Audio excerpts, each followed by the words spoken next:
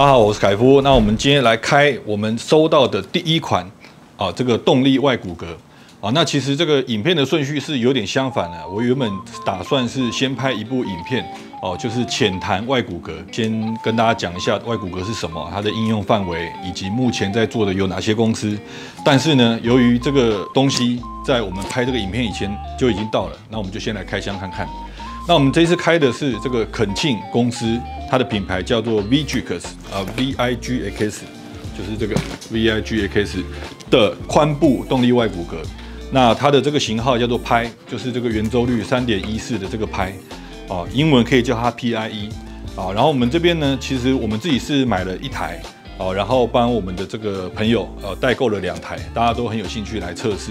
那拍的话，目前有2个型号，一个就叫做拍一个叫做拍 Plus。那 Plus 跟拍差在哪里嘞？基本上就是这个动力。动力的话，拍是10牛顿米10 Nm， 然后电池附的是1颗，然后电池槽也只有1个。那拍 Plus 的话，就是它的这个动力会比较强一点，是15牛顿米15 Nm。然后电池呢，原始也就附了2颗，然后而且有2个电池槽也就是它附了2颗电池可以直接安在上面。那如果你是用拍的话，是不是不能换电池？其实还是可以啦，只是它就是一个槽所以说你用拍的话，其实是可以再多买几颗电池，然后一个没电换另外一个。好，那因为外箱上面我们今天也是刚收到，它竟然没有去列一个这个产品型号，所以我们也不知道哪个是拍，哪个是拍 Plus。而且其实在买的时候，我们三个人本来都想要买拍 Plus， 因为大家都想要买就是比较高阶的版本。但是因为这样子呢，就没办法做比较了所以说我们买了拍所以说我们先要开箱一下，看哪一个是拍，哪个是拍 Plus。第一盒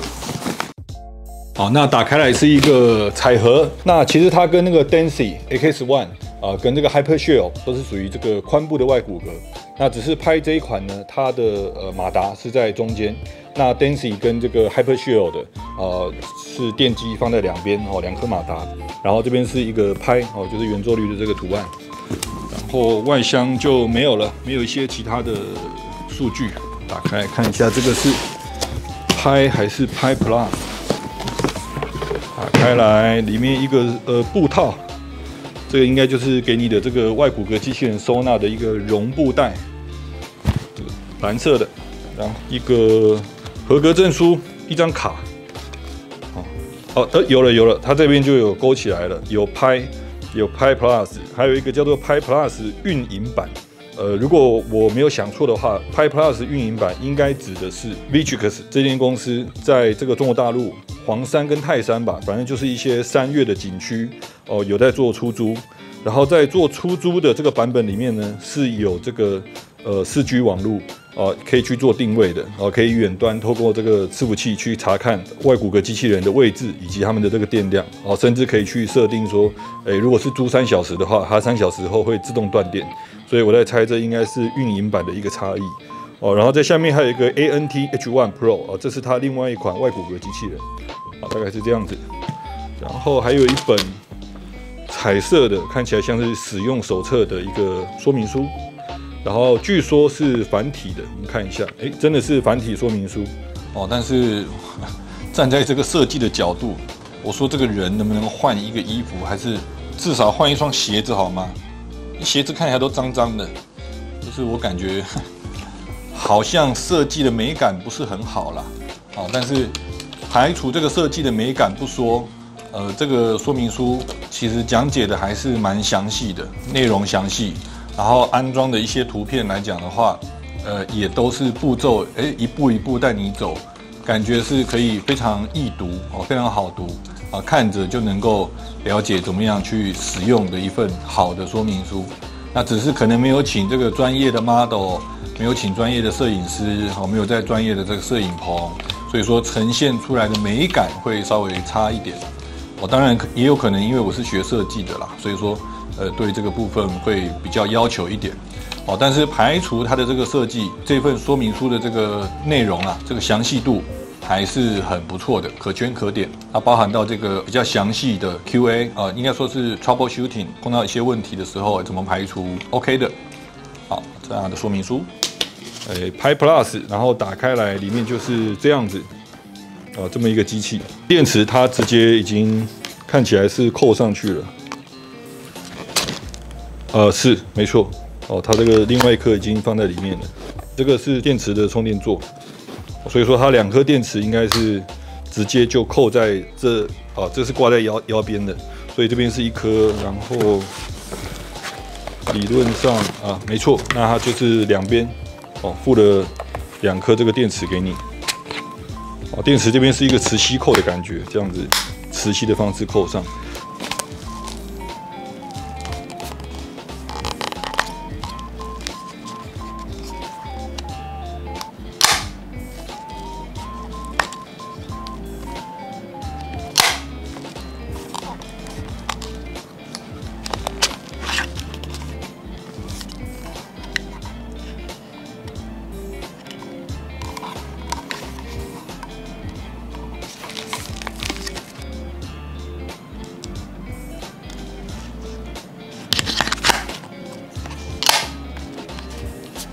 好，不过这个是Pi Plus， 那我们就看一下就好。我们主要要开我们的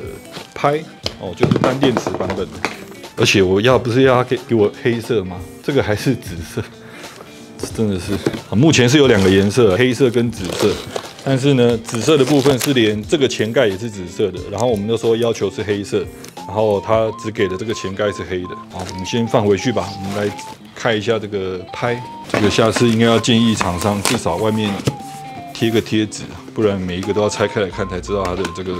型号是哪一个型号。这边有用红笔画一条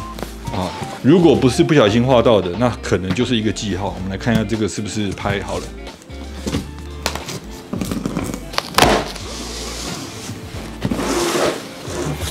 然后上面也是Pi Plus，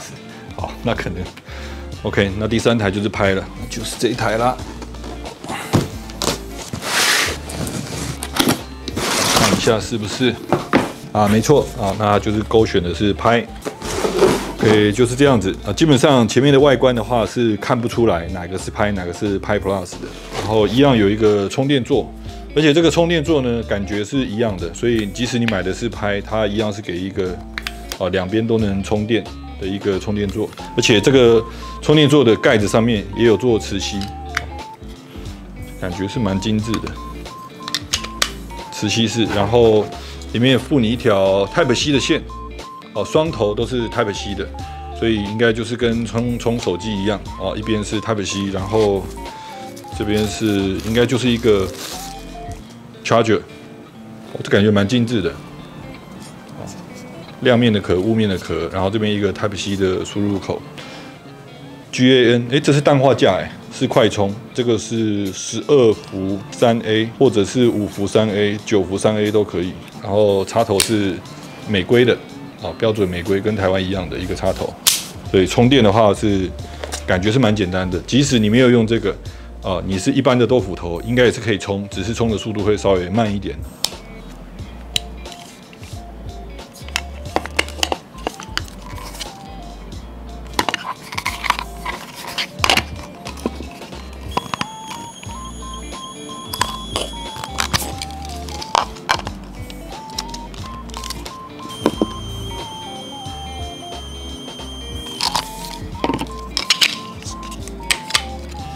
好，我们来看一下本体这个就是Pi，咔，坐上去了。然后因为这个是Pi嘛，那就是单电池版本，所以这边就没有电池槽。然后这边就是有电池槽的部分在这边，我们一样把它扣上去。好，这样就完成了。这样就完成。那基本上就是把它勾在腰部这边，然后后面把它扣起来。就可以使用了。这个膜，前面的面板是一个黑色带珠光的感觉，它有点金属粉的感觉。然后两边这个是紫色的，个人没有非常喜欢这个紫色的部分。后面还有这个膜，都把膜撕一撕。我们来穿戴看看，好像机器站紧。好，那就是我把它穿起来了。好，就像这样子。然后后面的话，它是这边可以调松紧，好，然后这边把它扣起来就好了。可是这个调完以后要怎么收呢？可能要再想想看吧，不然这样一条在那边怪怪的，还没有研究它要怎么收。那在这个机器的两边呢，有一个快拆的卡扣，也就是说你不一定每一次要拆装的时候都必须去拉后面这边因为后面那边可能手往后嘛，不太方便操作，因为自己眼睛看不到。那你可以左边跟右边都有一个快拆的这个结构，那只要把它向内按压，它就松开了，这样就可以快速的拆穿。然后当你要把它这个要穿上去的时候，因为腰围已经调到你合适的腰围了，所以这时候就是直接咔就扣住了。这个是还不错的一个设计。另外一边也是这样子，可以拆开，然后把它扣回去，就是下面先顶住，这样就扣回去了。然后这边还有一个小小的细节，在这里。其实呢，这边有一个 Type C 的一个 icon， 一个图案，这代表呢，从这边是可以接一条 Type C 的线，可以给手机充电哦，应该是5V2A 的放电，也就是你这样子走路爬山，这边直接一条线可以给手机充电，也算是一个贴心的小设计啦。好，至于这个腰带呢，我们前几天在测试的时候，不是不知道它放哪里吗？所以就乱插吗？我后来发现，其实它这个设计也是蛮有巧思的。在这个腰带的尾端有一个橘色的这个一个小小的东西，然后呢，它里面内侧呢藏了一个魔鬼毡。当你绑完以后，过长的部分可以把它翻过来，露出魔鬼毡。然后在这边呢，是有一个也是一个魔鬼毡，直接粘在这边。所以说这也是一个蛮贴心的设计啊。那为什么它这个魔鬼毡要装在内侧呢？应该是有考虑到，第一是美观问题，再来是这边是魔鬼毡的公头嘛，所以说如果你一直长期让它露在外面的话，可能会粘到什么毛衣、毛絮之类的，那就要清，不然它就没有粘性了。所以说在这个地方的一个设计，其实也是蛮不错、蛮贴心的，就可以这样子粘在这里，先暂时这样子。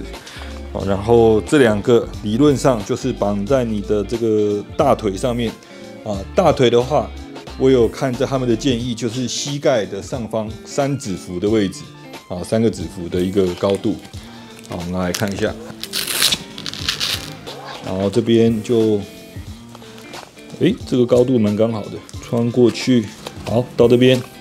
然后再把它扣回去，固定住。另外一边，这个穿起来。我总觉得自己穿才觉得怪怪的，这个比起这个 Hypershield 跟 Dancy 的那个造型来说，真的是比较没那么帅气。然后我又穿一个5分裤，这裤子刚好卡在那边，感觉就非常的奇怪。先不管它啦，应该大致上是这样子。我们都还没有看说明书，就直接试试看。Remaining battery 100%， 应该是剩余电量好，100%。我直接按一下这个 play， 标准标准，好 standard， 然后用加跟减，应该可以调它的动力强弱。8、9、10、11、12。12就是12，就是最高了。那我先用个8好了。8，好8。但是我总感觉，有，它有帮你抬腿的感觉，就是当你这个腿想要往前抬的时候，这个马达就会帮你往上抬的感觉。而且你动作越大的话，它的这个力道也会跟着明显，而且它在那个你的腿放下来的时候，它不是就没有出力了。腿放下来的时候，它反而会有一个力量帮你把腿往下压。而且这个原地在那边走路的话，确实是感觉不是很明显。感觉要是真正走起来，或者是爬楼梯的时候，会感觉比较明显。刚刚到外面走了一圈，然后你可以感觉到它这个里面这个 sensor，这个感应器应该是时时刻刻的都在感应你的腿有没有做动作。好，那它感应到这个，你有想要抬腿的感觉，它这个力量就会帮你往上抬。好，然后当你这个腿往下的时候呢，它就会帮你往下压。所以说它还是根据你的这个动态去做加强的一个感觉。好，那希望我们这个礼拜天就可以用这个来测试一下，去爬个象山。2 weeks later， 好，那经过了2个礼拜的密集测试，那这边就来跟各位做一下这个使用感受以及这个总结。好，那首先呢，我们拿到的这个第1个礼拜啊，其实也就是第2天，就是拿去爬山嘛，因为这就是这个拍他们最强调的一个功能。然后我是去爬这个台北市的象山。那讲到爬山，其实以前我是蛮爱去爬象山的但是自从这个大概4、5年前开始，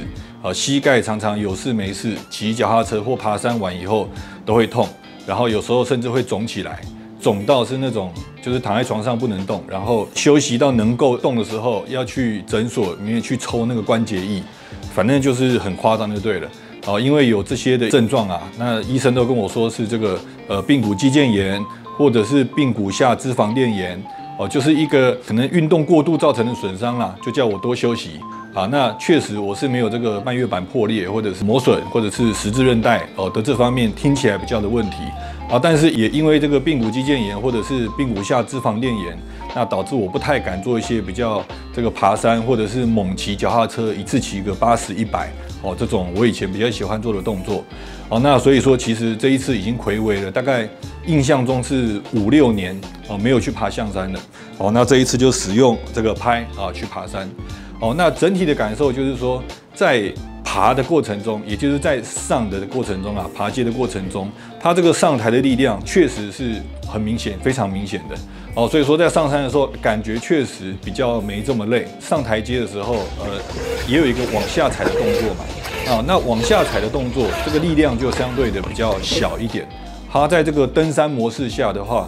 这个往上提的力量应该占到了80%，然后往下踩的力量大概占了2%。好，那我就是用这个登山模式爬到了象山顶然后在这个休息一下，然后再下山。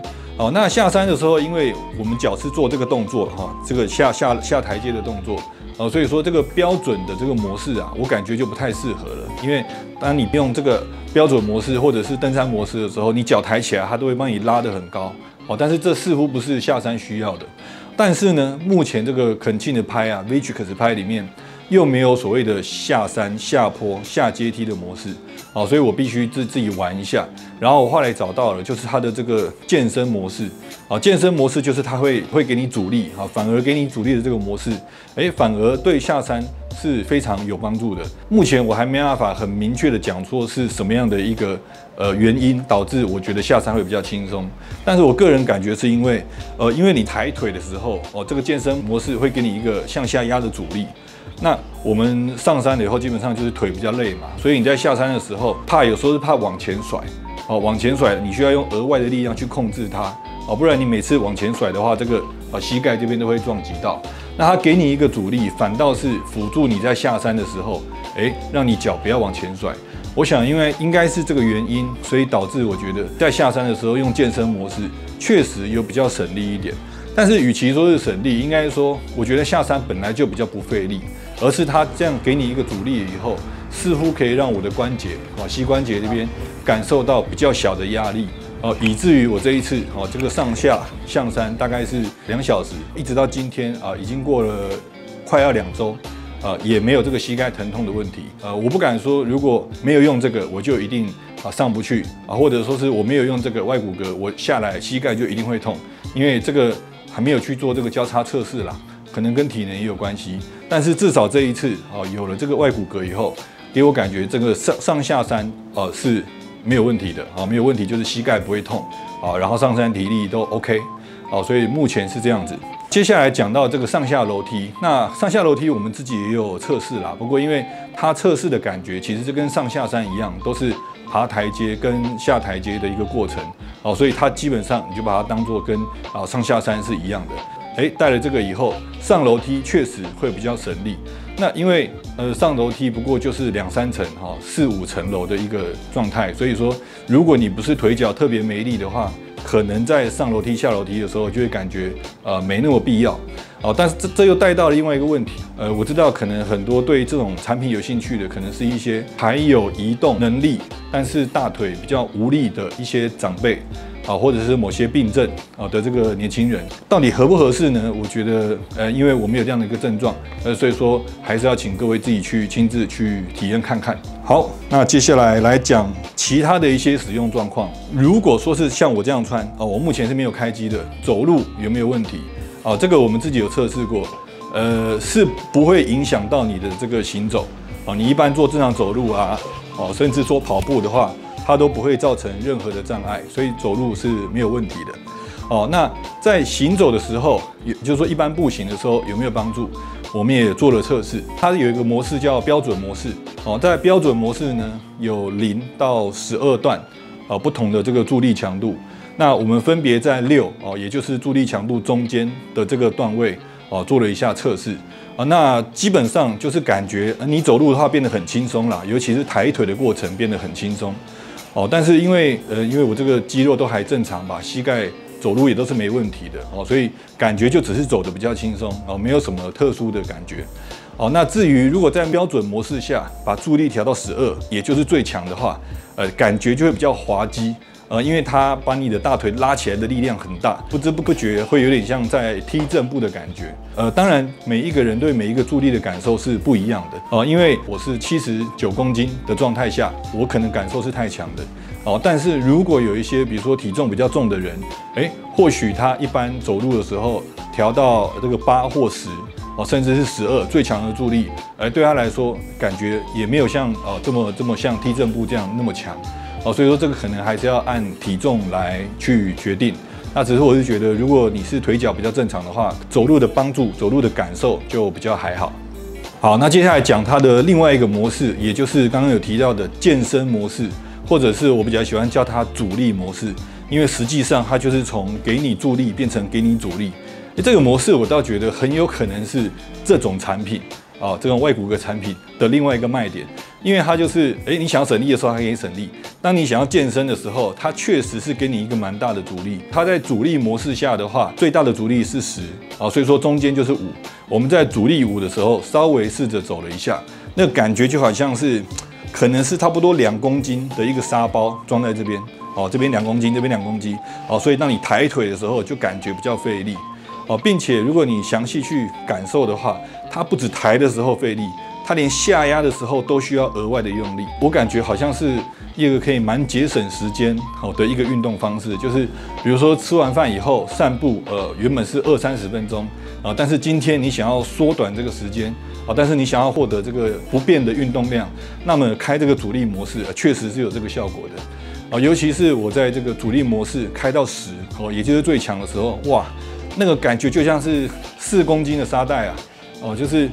你必须要非常的用力才有办法去跨出这一步所以说如果你在这个阻力10的状态下，然后维持你一样这个走很快的一个步频的话，那应该马上就会开始喘起来，马上就会开始流汗了因为我的测试结果是这样子所以说这是它另外一个蛮有趣的健身模式。那我觉得这个模式可能对于这个比如说肌少症可能会有一些帮助，但是这个我不好说，因为它毕竟不是医疗产品，它不能宣称它的疗效。但是就原理来看的话，应该是可以锻炼你这个抗阻去增加你的这个肌肉活动的一个方式。好，那这个是阻力健身模式。好，那接下来我们也做了一个比较可爱的测试啦，就是那如果我在平地走路的时候开启这个登山模式、爬坡模式会怎么样那果然就是很好笑。我们直接在登山模式下把助力调到12最强，来感受一下。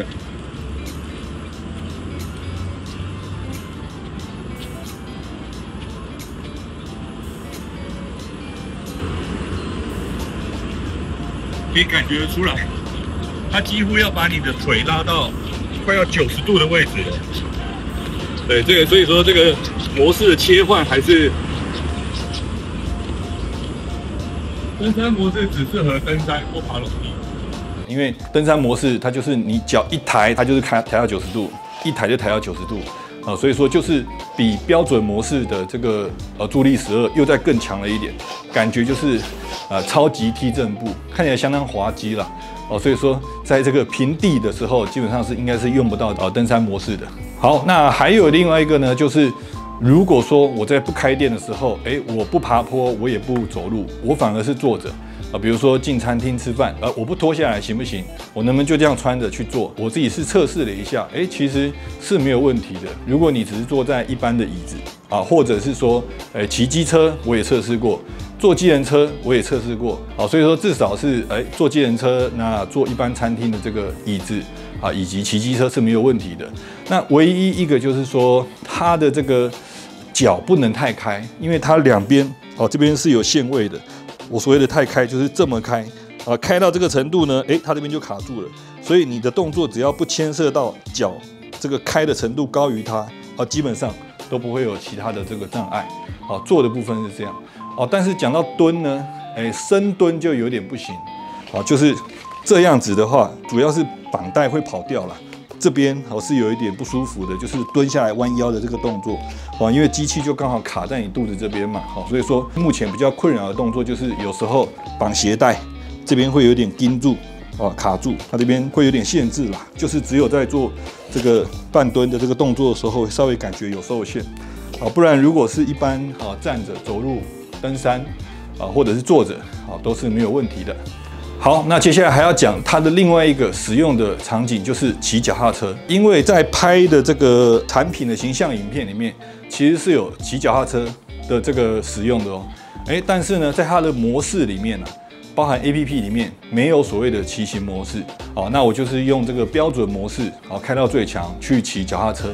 我们就是骑 U-Bike。那我的感觉就是其实骑脚踏车还是有帮助，但是帮助就没有这么大，它的这个施力，它的助力没有施在点上。为什么？因为我是开标准模式嘛，那标准模式你在骑脚踏车的时候，这个大腿抬起来的时候，它给你的一个很强的助力。但是我们有在骑脚踏车都知道，其实脚踏车真正费力的要耗力量的，应该是踩下去的那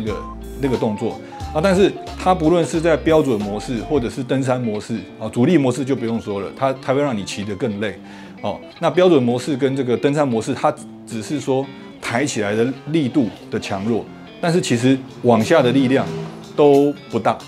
所以说它这个应该是没有针对骑行模式去做优化的。而另外两个品牌的产品，至少我看到这个 Hypershield 好像在它 APP 里面是有骑行模式的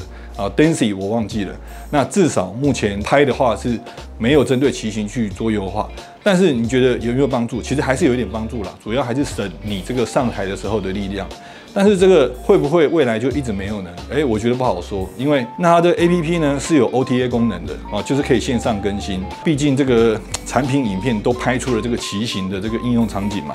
那或许某一次的 OTA 它就可以把这个自行车这个骑行模式加到里面以后，就是让这个下压的力量变得比较大那上台几乎是不用力的，就是可以下压8成，上台2成，那就是比较适合骑行的一个模式。目前是这样子就是我们常用的几个场景。现在讲一下它的这个优点跟缺点吧。先讲缺点好了。第一，我个人再次声明，这是我个人其实不太喜欢它的这个风格跟造型啦。那或许也跟这个颜色有关，因为当初我们买样品的时候要买的其实是全黑的，那它这边是给了我紫色的那但是即使是说这边是黑色的，它比如说这个突然间怎么有一个金色的一个元素在就是它整个机子这个色彩有点太多了，有点太花俏了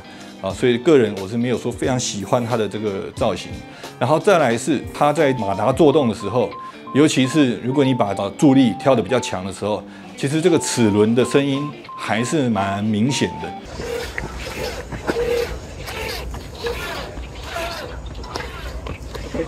你在爬山跟人家面对面交汇的时候，就会产生一个在我来讲有一点小尴尬的一个噪音但是呢，我们目前为止也没有用过其他的外骨骼，所以我不知道其他的外骨骼是会更安静，还是一样吵还是更吵所以说我只能说就单这个产品来看，我觉得它的这个声音是有一点点大。好，那这个是它的缺点。好，那优点的话就是它是一个很使用者友善的一个产品，就是它 APP 有什么功能，直接在机子上面就可以操控，而且它按键很多哦，它有一个开关键啊，然后有一个助力暂停或开启的键，然后又有一个加助力的键跟减助力的键。哦，按键很多，感觉好像设计就不是那么好看，没那么简洁。但是它好处就是操作起来非常直觉，并且它是有这个英文语音跟中文语音。你的 APP 使用的语言选到什么语言，它就会自动帮你切换这个机子的语音。所以说当你切换到这个繁体中文的 APP 的时候呢，这个机器会自动切换到中文语音。然后你开机，它还会报就是开机，而且这个音量是可以调大小的。当你进入什么模式的时候，它都会告诉你标准模式、健身模式、这个什么登山模式。标准登山。助力的强弱呢，它也会用1、2、3、4、5，还有报数来跟你表达。8、9、10、2、3、4、5。我觉得这个方面可能对于一些长辈在操作使用上会更直观，会更易用一点，所以我觉得易用性它真的一个很棒的点。我也看了一些其他人开箱 Hypershield 的一个影片，它好像是一个开关要去做所有的开关机、调整模式、调整助力，并且还要显示电量。那这等于说你在大脑里面自己要去建立一套系统比如说开机是短按、长按然后切换模式是什么短按2下。然后切换助力要在短按1下，然后它的这个灯号又代表了不同的模式所以说这个好像比较没那么直觉但是换来的就是可能对方的设计会比较简洁那它这个 Victrix 的这个拍走的是另外一个易用的路线，我觉得它这个是目前一个最大的一个优点再来是它一些小细节比如说快拆这样子这个快拆的这个设计或者是说在这边有一个 Type-C 充电线的这个设计，你感觉插一条线拉着手机好像很土，但是当你没有电爬山的时候，又想要充手机的时候 ，Power Bank 的线从背包里面拉出来，或者是说从孔袋里面拉出来，真的就是从这边拉出来，给你感觉突然间觉得它很方便然后包含它这个电池的设计，就是其实也真的是做得很不错扣也是扣的感觉是蛮紧的，安装起来也非常的方便。好 ，OK， 那这就是它的一些优点。好，那接下来呢，因为我们是对这个消费级外骨骼很有兴趣，所以其实 Hypershield 的3个版本 Go X、Go Pro 跟这个 Carbon 低、中、高3个版本的样品这个最高阶的是帮朋友买的，我们自己是买的入门跟中阶的。接下来如果这个 Hypershield 的产品到了，我们也会拍一个深度开箱以及使用感受的一个评测一方面也是让各位不懂这个产品的人又很有兴趣的人了解，一方面在做这个开箱测试的过程中，我们也在了解这个产品它是不是真的有功能它是不是智商税，那它的这个售价对不对得起它的功能，它的这个潜在的消费者应该是谁，我们也是在做这个功课。如果各位对这个 Victrix 拍还有兴趣的话，我们也可以再来拍一些拍的2个版本的比较。至于我们到底有没有卖这个 Victrix 的拍呢？坦白说，我们现在就是在测试阶段，在考虑阶段。如果说决定要卖的话，应该会是在9月中左右。这个原厂是有去申请 NCC 的检验，9月中之后应该会拿到证照。好，那如果你对这个产品是有兴趣想要购买的话在我们影片下方资讯页会有一个连结，那就麻烦请你帮我们填一个这个调查问卷。主要我是想要调查说这个各位希望是多少价格，然后希望它去帮助改善生活中的哪些部分我们想要了解一下。如果你有帮我们填问卷的话，到时候如果有贩售的话，会给你一个折扣。好，那如果你对这个产品有兴趣，想要来体验一下想要租回去自己试试看，去爬个山，这也没有问题的因为我们就是已经测试完了麻烦您直接点这个官方 LINE 的连结与我们联络，跟你这个预约可以来体验的时间。好，那基本上这个影片就到这边了，我是凯夫，拜拜。